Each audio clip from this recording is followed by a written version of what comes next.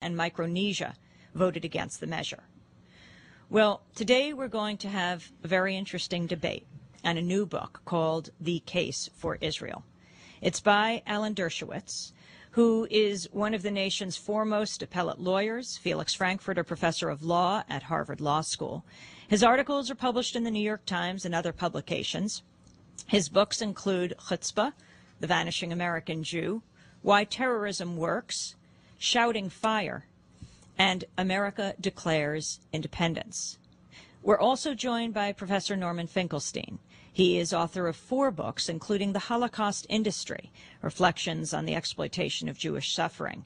His writings have appeared in prestigious journals like the London Review of Books, the Index on Censorship, the Journal of Palestine Studies, the New Left Review, the Christian Science Monitor, and others.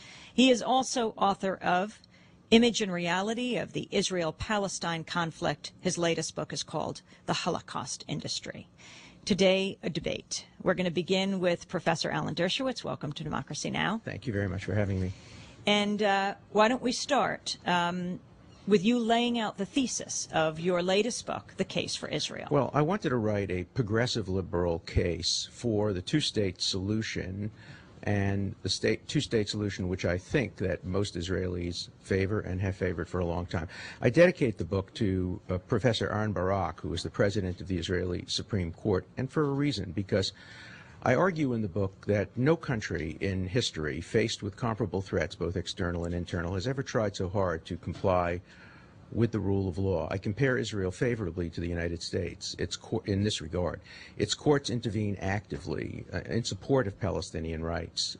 Even during fighting in wartime, during the Jenin events, the Israeli court enjoined the Israeli military from engaging in certain actions which, in its view, violated the rule of law. The Israeli Supreme Court has banned the kind of rough interrogation techniques that are now being employed by the United States in Guantanamo. Israel is the only country in modern history that has never deliberately and explicitly retaliated against those who attack its civilian targets. For example, during the Six-Day War and the 1973 war and the 1948 war, its own residential areas were bombed by Egypt, by Syria, by Jordan. 1,600 shells lobbed into West Jerusalem. Israel never bombed Amman or Damascus or Cairo. They have, of course, bombed areas of Beirut and in the process have killed innocent civilians. But there's an enormous difference between doing, for example, what the United States and England did in the Second World War, bombing Dresden or Hiroshima and Nagasaki. That is deliberately targeting civilians and going after the way the United States did in Iraq, of which I am very critical, but nonetheless what the United States did, going after military targets, knowing that they're going to kill civilians in the process. And so myself, I oppose the settlements. I've always opposed the settlements. Since 1967, I've opposed the occupation. I think Israel made, in my view, a terrible mistake in 1967. What it should have done is it should have made border adjustments pursuant to UN Resolution 242, which I actually consulted with Justice Goldberg. He was the ambassador to the UN and was involved in the process of that 242 resolution, which presupposed some territorial adjustments. The problem is Israel should never have occupied people. Land is different from people.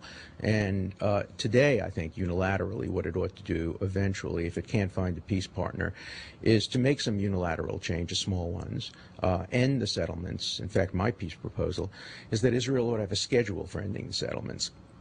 That is a schedule for saying on so-and-so day the settlement ends, conditioned on best efforts by the Palestinians to end terrorism. That would create an incentive to ending terrorist acts. By the way, you never condition anything on the end of terrorism because that gives the terrorists a veto. What you condition it is on making good faith efforts.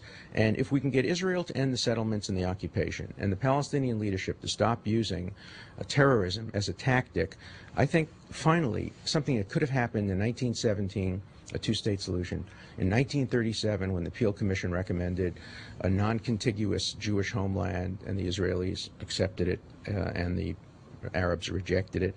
In 1947, when the UN allocated that portion of Palestine that had a majority of Jews in it to a Jewish state and the portion of Palestine that had a Palestinian majority in it to an Arab state, we could have had a two-state solution. We could have had a two-state solution in 2000 and 2001 when Barak and President Clinton offered, to be sure, a non-contiguous state on 90-something% of the West Bank and 100% of the Gaza with its capital in Jerusalem, with a $35 billion refugee package. And when Arafat responded by violence, instead of coming back to the table and saying, well, maybe we'll negotiate for a little bit more. So the two-state solution is inevitable. It's going to happen. The only question is how long it takes to happen. And my hope is that we can have a reasonable, serious debate about the future, about the rights and wrongs. I think there are rights and wrongs on both sides. But I'm nervous because I heard from my debating partner in the beginning what sounded like it was going to be simply an ad hominem attack on me as whether I'm qualified to teach at Harvard. I would hope we could elevate the discussion and keep it on the merits. I won't attack Mr. Finkelstein on his merits of his position. Let people read his book and judge for themselves. And if he would refrain from personal attacks on me and let people judge the book on its merits, I think we can move the ball forward and have a reasonable, serious debate. I think it'd be interesting to know where we agree, where we disagree, what facts we share in common, what facts we have different views on, and whether they're empirical and could be subjected to reasonable resolution, where we have moral disagreements. I really think that in the end, today you read the news about Israel, there's other good news. There's in the works, according to the New York Times, a prisoner exchange between Hezbollah and Israel, in which Israel would get back one person, a civilian who was captured by Hezbollah in exchange for Israel giving back 400 or so prisoners. There's movement forward. Let's not destroy that movement forward by getting involved in meaningless ad hominem discussion. Let's see if we can elevate the debate and see if we can really move forward to the two-state solution that I think virtually everybody in the world today wants. Professor Alan Dershowitz, author of The Case for Israel. Norman Finkelstein, your response. Well, I appreciate Alan Dershowitz's seriousness, at least in these remarks. I have no intention whatsoever of getting involved in an ad hominem debate with Mr. Dershowitz. I'm interested in the facts. I was asked to come in and discuss his new book. I went home, purchased one copy. In fact, I purchased 2 copies. I read the book very carefully. I did what someone serious does with a book. I read the text. I went through the footnotes. I went through it very carefully. And there's only one conclusion one can reach, having read the book. And this is a scholarly judgment. It's not an ad hominem attack. Mr. Dershowitz has concocted a fraud.